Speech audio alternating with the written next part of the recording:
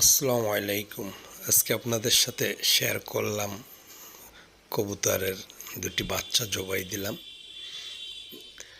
কবুতর শখ করে পুষি, মাঝে মধ্যে বাচ্চা ও জবাই দেওয়া হয়। দুই দিক থেকেই লাভবান হওয়া যায়।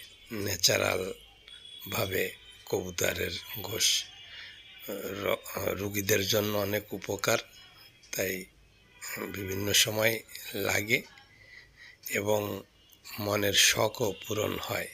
কবুতর পুষলে ভালো লাগে, এই কারণে আপনারাও কবুতর পুষুন। মাঝে মধ্যে কবুতরের বাচ্চা দিয়ে পরিবারের মাংসের যোগান হবে। আমি অবশ্য অনেক দিন পরে জবাই করেছি, কারণ বাচ্চা জবাই দিতে মন চায় না।